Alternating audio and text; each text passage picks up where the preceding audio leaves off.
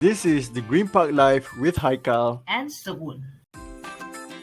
Ladies and gentlemen, men and women, boys and girls of Green Park, welcome back to the Green Park Life with Haikal. And Suk Voon. It's where we share about how we run the show and work with each other, the cool people behind the success of Green Park. So my name is Haikal. I'm a brand outreach manager, and we have Suk Voon here. I'm the regional social media manager, also from Malaysia as well. So welcome back to our episode again. Thank you so much if you are here watching our episode right now. So here, we'd like to do some recaps, what happened in our last episodes. So basically, if you haven't watched it, I will have like a box top right corner here. So click there and check it out, that episode, after you finish with this episode. So in previous episode, we actually invited our intern who is Amira. We also asked her some tricky questions like what kind of struggles, does she has any complaint from the whole working from home experience, and she answered it super well. So you know what, go check it out later on after you finish with our episode this round. And we would like also to thank our viewers who watched our previous episode, and not to forget those who taught us to speak Tagalog. Mabuhay Filipinos. Oh, yeah. So, being the perks of working with people from all around the world in Green Parks. So today, as of today is 1st of September, the recording date. I actually got to know from our Philippines colleagues, which is Jian. So she told me that today is officially the first day of counting down to Christmas. I was like, what? That's way too early. So apparently, Philippines actually started celebrating their Christmas like 100 days in advance. Interesting. Yeah, like so early. So 100 days to go, huh? In Philippines, they keep it counting every day. I saw her already started blasting the whole Spotify list of all the Christmas songs. So you know what, Haikal? Today, in line with this Christmas vibes, we are gonna serve some roast and grills for our audience here today, right? So of course, we are not talking about the exact roast and grills. We are not talking about the roast grilling one person. So this week, we have a very important person joining our episode. This is a person that plays a big role in growing our agency. He's the man of strategy, the time shit master, and then also the client charmer. Let us welcome the head of operation, Martin Niens. Thank you for the intro, Suk Voon. So, my name is Martin. I'm the head of operations at GREENPARK APAC. I've been with GREENPARK now for almost 2 years and been living in Jakarta, Indonesia for now over 8 years already. Time really flies. Within my function, I lead project management, operations, tech team, and ensure our business is running as smoothly as possible. It's been quite an incredible journey, and I'm even more excited about everything that is about to come. It's nice. Thank you, Matubi. Stoked to have you on board. Actually, thanks for taking your time to chat with us today. It's not every day you have the chance to, grill your boss. So we're taking this opportunity very seriously, and there's going to be some serious grilling and maybe some roasting, just like what Suk Voon says. You are today's breakfast, lunch, and dinner. Are you ready? Yes, let's go. Okay, so let's go. Let's jump on it. So we have two different sets of burning questions today, and the first set of question is coming from us, the host, from Haikal, from me, and so we brainstorm a lot of questions for you. Be very prepared, and of course, we also want to give the chance to other Green Parkers too, and so we blasted an anonymous Google form for everyone who has a question to ask you. So let's start with the light question level 1. Round 1. So, you've been working in the advertising agency for so long, right? So we also wanted to understand, for you being a client charmer, you've been a lot of pressure with you, having with all the pressures coming from perhaps maybe from your family and also from work, right? So we also wanted to understand, in your long career run, how do you actually handle your stress? I think quite a good question, Haikal. I think externally, I might be seen as someone who is always calm and happy, but especially internally, there might be quite a lot of stress. So for me, managing stress is about like managing expectations for yourself, but also really setting priorities. So for all of us, like there's only so much that you can do within your day. So really try to be clear about what you can do and what you can't deliver, and yeah, never try to overpromise. For me, especially, I remember my first 3 months at Green Park, and I really wanted to try to do everything at once. Like I wanted to take on every task. I wanted to make improvements here and there, and I was putting way too much pressure on myself. And I think the main reason is because I didn't know how to prioritize my work and my task list. Then, besides the priorities, it's also a bit about creating structure in your life. So, for me, what really helps is having a clean desk, eating healthy, getting your vitamins, and do plenty of workouts. So, I feel that many people like quite underestimate the effect that food has on your mental health and also on your stress levels. So, yeah, and then perhaps the last thing I want to mention and give away as a tip as well is really focus on the things that you can control. Like there's no reason to stress about things that are beyond your own control. So accept it if it's out of your own control and focus on the things that you can actually change. And last tip, last tip, acknowledge that it's when you are stressed out. So yeah, just be aware about it when you're stressed out and think about of what needs to be changed or discuss with your supervisor on how to improve this. It is very interesting though. At first, I saw Martin in our Friday weekly, if I'm not mistaken, right? I've seen this guy is very, very calm, very happy. It's like zero stress, no problem at all. So I was like, oh wow, being a head of operations, you are this happy. Yeah, sign me up as your mentee, man. Is it a pitch session now? Oh, by the way, for everyone's context, currently our company is having like a mentor and mentee program. So I think Martin was one of the mentors as well. So Haika just turned that whole opportunity into a pitch session just now. He's just slide it in smoothly. Martin, would you consider Haika? Of course, let's have a peace session and bring some calm into your life. Oh, you got it? You got Let's it, go. I boy. think it's gonna involve some yoga. You got it, boy. All right, cool. Thank you so much, Martins, for, I mean, learning to prioritize our task list is always a big problem. And sometimes it really takes you like totally burn out to come to a realization. Damn, I need to sort this out. I need to be able to understand I can't do everything at once. So thank you so much, Martin. I mean, everyone from the agency backgrounds, right? We know timesheet is our kryptonite. no one's no one's wants to, it's like we are constantly like a hounds, go and hound people down. Do your timesheet, do your timesheet.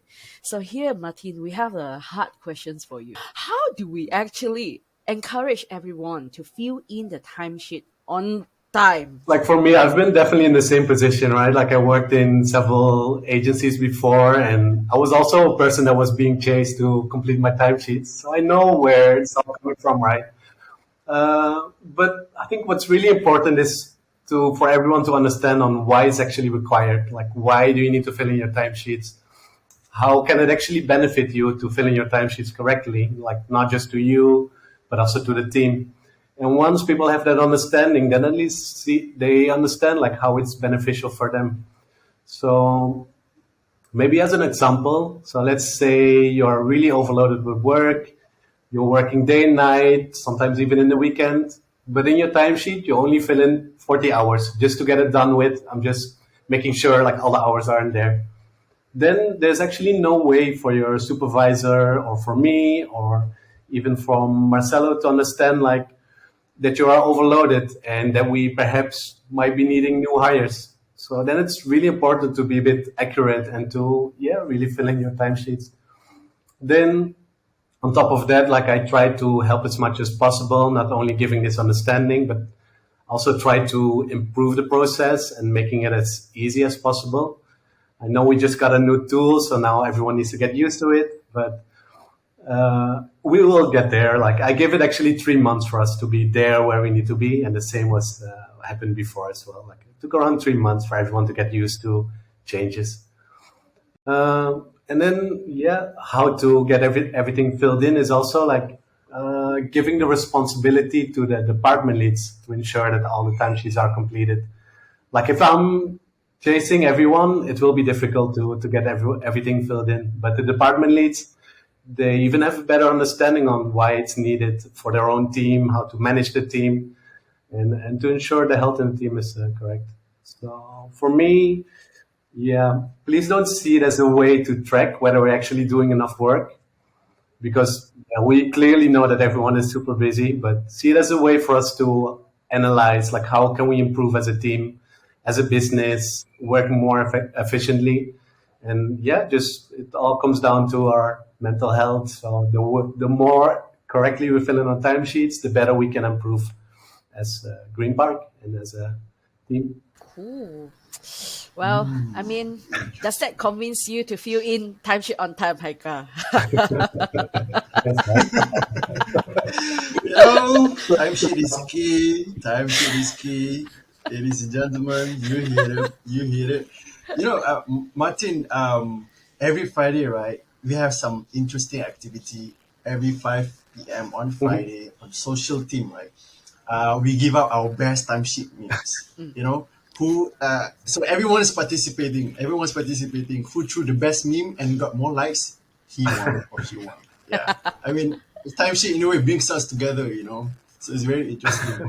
That is very interesting view on timesheet. So ladies and gentlemen, don't see it as a burden, but see it as a way to help your agency, help your upper management to better manage your resources and all that. You know? Right. Leveling up question, level three question. A well-known Martin Niens, our client Chama. Our client. So basically, you've been client facing for so long, right? If I understand it correctly. You've been handling all the internal and external communication. So I believe the pillar of this agency is actually our service to the clients, client servicing, and you are the one to be pioneering it all.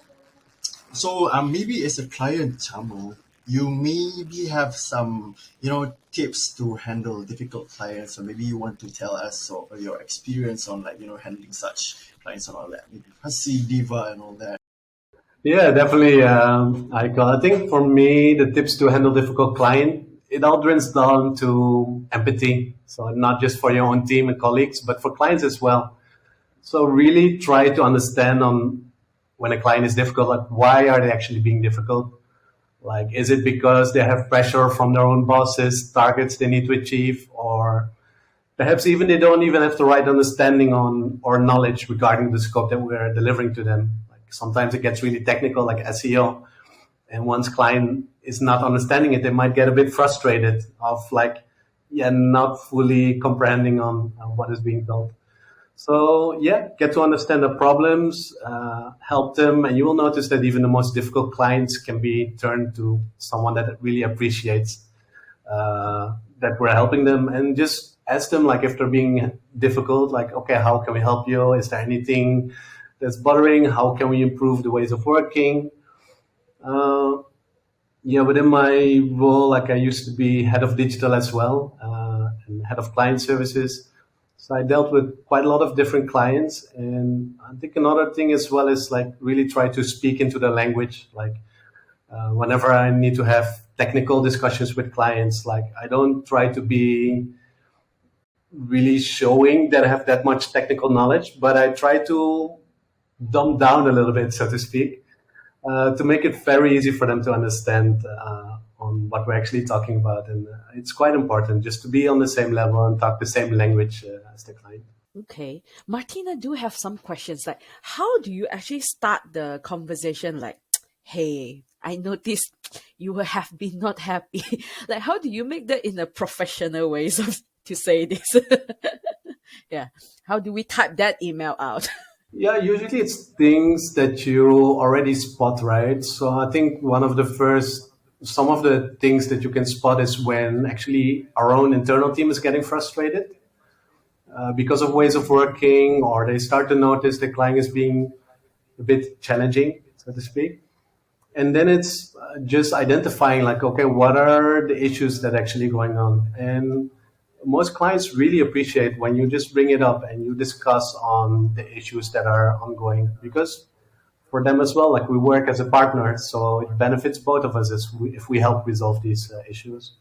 So often, yeah, I prefer having a phone call because it makes it a bit easier to just discuss phone call or a video call or even a Mm, face-to-face meeting, even if possible during these times. giving them some human touch and then like putting ourselves like I'm your partner here to understand. Yeah, we all work on the same scope, right? And we all work with the same goal in mind and the same targets. So yeah, we just really need to understand each other. And like I said, like yeah, empathy definitely. Like really try to understand where they're coming from. Okay, thank you so much. I mean, the next time, I think for me and Haika, it's still a long way for us to learn. Actually, how long, Martin, you have been in this industry? For how long already? Now 12 years, and before that, I was in more towards tech focus, tech and IT. Wow, 12 years. That's really long. So, Martin, also, I mean, coming from your whole 12 years of career experience, that's one point in your life, definitely you'll be thinking like, I'm also increasing the fire now. So as you speak, I'm leading into one of the last questions from us, also the toughest questions. So in your 12 years of career life, you definitely have thought about like, hey, like I need increment. I don't get paid enough. So actually, how do we hint or we ask for increment from our bosses? Do you have any tips? Increments? Do we have increments? What is it actually, increments for you? Oh, Hey. No, kidding. Good question. I think there might be definitely situations where you're not happy with your current salary. Like you might think like I should be earning more because some of my friends in the same position earning the higher rate. So, or perhaps it's been stagnant for too long. Like could be that you're working 2 years on the same salary and you're unhappy about that it's happening, or your responsibility and your tasks may be increased, so you might feel that you're not earning the right amount. So I think in that specific case, like just be transparent to your direct supervisor, like really tell what's on their mind, and yeah, just share. Like it's not good to just be stuck with in your head being unhappy about your current salary. So first of all, yeah, try to just discuss with your direct supervisor. For them, it's also not new. Like they've all of the supervisors, all of the leads, we all been in the same position where we also wanted to have an increment. So it's not new to us. So from our team, we also would like to hear like if that's the case, if they're unhappy. And yeah, that is not resolving anything, then have a chat to HR. But most importantly, just really try to be transparent about what's on your mind, and just do it during a one-on-one meeting and just have a discussion. I don't think there's such a thing as hinting. I think just be direct about it and just mention it during a one-on-one call. All right. For my future reference. And provide clear reasons. So it's not just coming with I want to have a higher raise, but based on what? Like what are your reasons that you think you should earn a higher salary? Cool. I think this is why timesheet is important. It shows how many clients Right. you're dealing. Aha. See, I do my timesheet on time, I think, lately. Lately, Lately. I have been on time for my previous timesheet as well. The new tool has that we don't force a chemistry reaction to each other. The new tool doesn't like me so much. Cool. okay. interesting. Thank you so much, Martin. So I think that's all the questions. And thank you so much, Mati, for joining us today as the second guest for the Green Park Live. We Really. have lots of fun chatting you and grilling you and all that. We hope you had fun as well. Thank you, Suk Voon. Thank you, Haiqal. Really, yeah, thanks for having me. Please do invite me if you want to have more chats and drop any more questions. If there are any questions, drop it in the comments and I will answer them. Thank you so Thank much. Thank you, you, Martin. Thank Martin. you. Thank you so Thank much. you. Bye. Signing off from this podcast. My name is Haikal. And my name is Suk Woon. See you In the next episode of the Green Park Life. Bye bye.